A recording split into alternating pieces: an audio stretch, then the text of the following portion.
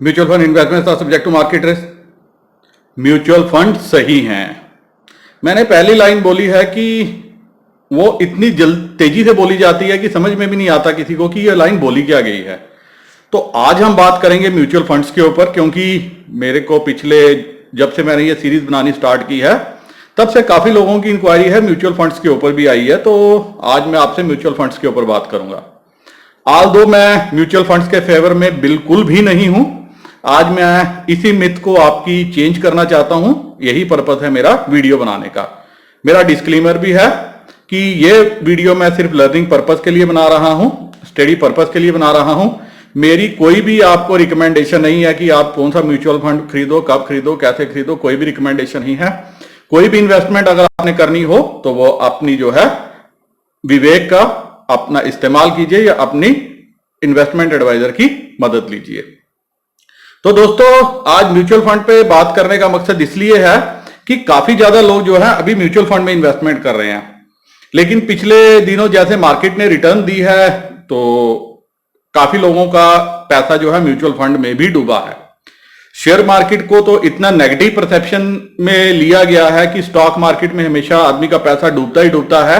अगर डूबता है तो पहले जो डिस्क्लेमर दिया जाता है वो क्यों दिया जाता है, और अगर वो डिस्क्लेमर दिया जाता है are subject to market risk and if we are taking risk of our money, then हम डायरेक्ट क्यों ना रिस्क लें और खूब सारा मुनाफा क्यों ना कमाएं। सबसे पहले एक बार देख लीजिए कि म्यूचुअल फंड क्या होता है। Mutual fund an investment program funded by shareholders that trades in diversified holdings and is professionally manage.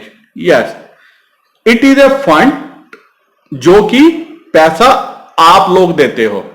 तो कंपनी को क्या कहा जाता है? असेट मैनेजमेंट कंपनी, एएमसी, जो आपके पैसे को क्या करती है? मैनेज करती है। ये मैनेज कैसे करती है? इन्होंने जो आपके पढ़े लिखे डिग्री होल्डर जो हैं, ये प्रोफेशनली जो है मैनेजर हायर करती है, फाइनेंशियल एडवाइजर हायर करती है, जो इनको एडवाइस करते हैं कि पैसा कब लगाया जाए, किस कंपनी में लगाया जाए, किस कंपनी के शेयर खरीदे जाए ताकि कंपनी में उनको ग्रोथ नजर में आए। पहली बात तो आप ये समझिए। तो जो पैसा इनके पास डिपॉजिट होता है उसको क्या कहते हैं? Asset under management. ये दो टर्म आपने पढ़ी होगी, AUM asset under management and second is AMC asset management company. अब बेनिफिट्स क्या हैं आपको इस पैसा लगाने के? एक्चुअली क्या था कि जब ये इंटरनेट की इतनी ज्यादा क्रांति नहीं हुई थी, जब हमारे पास रिसोर्सेज बड़े लिमिट के थे, जब हमें इतनी नॉलेज नहीं थी और जब चैनल नहीं थे, आज तो आपको एडवाइजर भी जो है फ्री में एडवाइस देते हुए मिलेंगे, जैसे मैं आपके साथ जो है डेली वार्तालाप कर रहा हूं। तो कम पैसों में बेनिफिट मैं आपको पहले जल्दी से गिना देता हूं। कम पैसों में आप क्या कर सकते हो? ज्यादा कंपनीज में अपना पोर्टफोलियो बना सकते हो। मान लीजिए आपके पास 20,000 रुपया, कोई शेयर है कंपनी का 5,000 रुपए का या 3,000 रुपए का, या पेज इंडस्ट्री का एक शेयर ही 20,000 रुपए के लगभग है, या आपका MRF का 63,000 का शेयर है, तो आप एफोर्ड नहीं कर सकते, तो आप क्या कर देते हो? म्यूचुअल फंड के थ्रू पैसा लगाते हो। तो वो कंपनी क्या कर देती है, जैसे पेज इंडस्ट्री का शेयर है, 5 लोगों ने पैसा इन्वेस्ट किया 20-20 हजार, और MRF का शेयर है 60,000 का, तो वो क्या कर देती है? 2 शेयर पेज इंडस्ट्री के ले लेगी, एक MRF का ले लेगी। जैसे जैसे उससे रिटर्न आएगी वो रिटर्न आप लोगों के बीच में बांट दी जाएगी। एक तो ये पर्सपेक्टिव है। दूसरा क्या है बेनिफिट? कि एक्सपर्ट आपको मिल जाता है फ्री ऑफ कॉस्ट, जो आपके पैसे को क्या करे? हैंडल करे। जब उसको लगेगा कि अब इसको निकालना चाहिए, इसको लेना चाहिए, ऐसे करना चाहिए, तो वो पैसे को मैनेज करेगा ताकि आपको बेटर रिटर्न देने की कोशिश की जा सके। कंपल्सरी नहीं है म्यूचुअल फंड में कि वो रिटर्न आपको कंपल्सरी देंगे। सबसे सेफ पैसा है बैंक में, जो आपको 6%, 7%, 5% जितना भी है FD पे ब्याज देता है। उससे सेफेस्ट इन्वेस्टमेंट कोई नहीं है, लेकिन वो भी सेफ नहीं है। पीछे आपने पढ़ भी लिया, PMC बैंक होल्डर्स का भी आपने देख लिया, यस बैंक का भी आपने सिस्टम देख लिया, और सरकार कहती है कि पहले जो है आपके पैसे की इंश्योरेंस 1 लाख तक की थी, अब क्या है? 5 लाख तक की है। तो पैसा आपका है, आपके पैसे को आपने ग्रो करना है तो अपने दिमाग को लगाइए। मैं म्यूचुअल फंड के कभी फेवर में नहीं हूं, मैं दूसरी बार ये बात बोल रहा हूं। मेरे को अगर कोई पूछता है, मैं कहता हूं अगर रिस्क ही लेना है, म्यूचुअल फंड कौन सा आपको रिटर्न में दे रहा है कि यार मैं आपको 10%, 12%, 15% का रिटर्न, फिक्स रिटर्न दूंगा। वो भी तो कहता है कि रिस्क है, मार्केट बढ़ेगी तो आपको रिटर्न मिलेगी, घटेगी तो आपकी एनएवी की वैल्यू जो है वो कम हो जाएगी।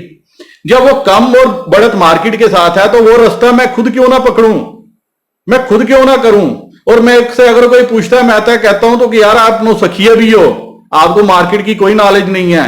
इंटरनेट खोलो, निफ्टी 50 के शेयर निकालो, एनएससी इंडिया की वेबसाइट खोलो, निफ्टी 50 के शेयर निकाल लो, आंखें बंद करके वो जो 50 कंपनियां होंगी ना निफ्टी 50 की, उसमें लगा दो। 2 साल, 5 साल, 10 साल का आपका नजरिया, आपका पैसा डबल होगा, इसमें कोई दो राय ही नहीं है। वो पैसा आपका डबल करके देंगी आपको। डिविडेंड, अगर आपने डिविडेंड लेना है तो सरकारी कंपनियों में पैसा लगाओ, बहुत अच्छा डिविडेंड है, कई कंपनियां देती हैं। 35 रुपए, 40 रुपए, 50 रुपए का शेयर है, डिविडेंड होता है 8-8, 10-10, 12%। एफडी से ज्यादा रिटर्न दे रही हैं। अब क्या है कि एक्सपर्ट की आपको एडवाइस मिल गई, एक्सपर्ट आपके उसको हैंडल भी कर रहा है। म्यूचुअल फंड जो है अपनी मर्जी से बाय सेल कर सकते हैं आपको ज्यादा मुनाफा देने से। ये तो हो गया एक पार्ट। इसका डिसएडवांटेज क्या है?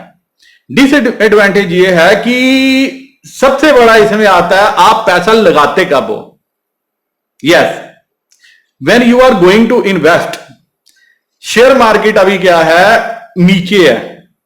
सबने तेजी तो देखी 12,400 की या 300 की, उसको सब सोच रहे थे अब ये 15,000, 18,000, 22% के, ये तो ऐसे भाग रही है कि पैसा तो बना ही बना। 2 साल 3 साल के होराइजन के साथ सभी ने व्यू देने शुरू कर दिए। किसी को नहीं पता था कि 12,400 से ये 7500 आ जाएगी। देखते देखते चुटकियों में मार्केट ने ऐसा क्रैश दिया कि कईयों की दिल की धड़कनें बंद हो गई, कईयों की सांसें थम गई। तो जब मार्केट चढ़ रही होती है ना तो सबको हरियाली नजर आती है, खूब सारी ऐडें भी आती हैं कि म्यूचुअल फंड में इन्वेस्ट करो, म्यूचुअल फंड सही है, फलाना है, ढमकाना है।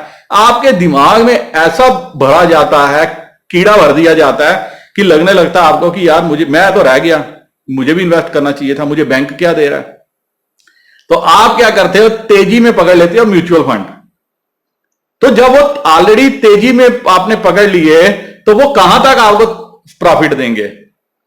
होता क्या है कि एक तेजी के बाद जब मार्केट टर्न अराउंड होती है तो वहां पे आ जाता है गिरावट। उस गिरावट में क्या, अब आप हो जाते हो पैनिक। अब आपको लगता है अब गई तो तब गई, अब नहीं है बचने वाली। आप क्या कर देते हो, भागते हो रिडम्पशन के लिए, कहते हो कि भागते चोर की लंगोटी ही सही। और उस लंगोटी में क्या, जिस रेट पे भी शेयर चल रहा होता है, जो कंपनियां उसको वो बेचने पड़ते हैं आपको पैसे देने के लिए। पैसा तो उन्होंने पहले भी नहीं देना था। पहले भी अगर उनका आप देखोगे कि 8%, मैं कुछ आपके साथ फिगर भी शेयर करूंगा, 8%, 10% देना था। लेकिन क्या है कि आपको दिखाया जाता है कि लॉन्ग टर्म के लिए इन्वेस्ट करो। पैसा एक ऐसी चीज है जिसको शॉर्ट टर्म और लॉन्ग टर्म की भाषा समझ नहीं आती। पैसे की सिर्फ ये समझ आती है कि कब जरूरत पड़ जाए और जरूरत में आपको मिलना चाहिए। अब मैं एक बार आप ये देखेंगे, मैं कुछ फिगर्स आपके साथ ये शेयर कराऊं। ये मैंने लार्ज कैप फंड्स हैं कुछ वो लिए हैं। अगर आप देखेंगे लार्ज कैप फंड्स का क्या हाल था, ये कुछ हैं 6 महीने, 1 साल, 2 साल तक के लिए क्या है, ये पूरा चार्ट लाल है। पूरा चार्ट क्या है, कुछ भी लार्ज कैप फंड है, वीडियो को पॉज कीजिए एक बार देखिए, पूरा चार्ट ये लाल है। अब क्या, अगर 2 साल के से ज्यादा का आप इनका पास देखोगे, 10 ईयर का आप रिटर्न देखोगे, वो कितना है 9.81%। 10 साल में विप्रो की हिस्ट्री देखो, कितने पैसे दिए हैं कमा के। 10 साल में बजाज फाइनेंस की हिस्ट्री देखो, 10 साल में बजाज फिनसर्व की देखो, 10 साल में रिलायंस इंडस्ट्रीज की देखो। इवन जिसने अभी रिलायंस में पैसे लगाए थे ये मंदी में, फरवरी में, आज जुलाई में उसके पैसे डबल से ज्यादा हो गए हैं, ऑलमोस्ट डबल के लगभग हो गए हैं।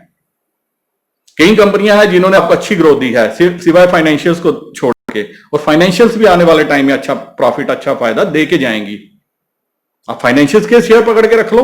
आपको स्टेट बैंक ऑफ इंडिया में इतना फेथ है कि आपने वहां पे अपनी एफडी बना के रखी है, तो मैं कहता हूं एफडी को छोड़ के आप स्टेट बैंक ऑफ इंडिया के शेयर ले लो।